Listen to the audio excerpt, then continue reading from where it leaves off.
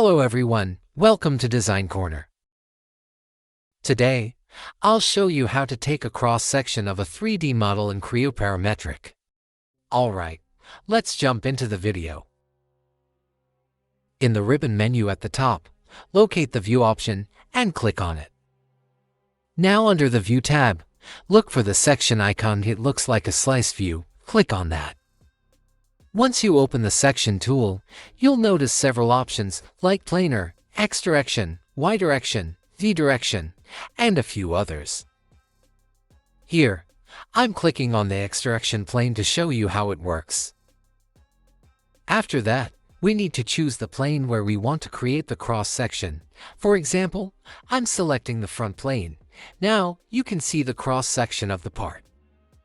For demonstration purposes, I'm switching to the Y direction to show how the cross-section changes. As you can see, the section view appears differently based on the selected direction. That's all. Using the directional arrows, you can easily see the cross-section from any side you need. Thanks for watching. Don't forget to subscribe for more helpful videos.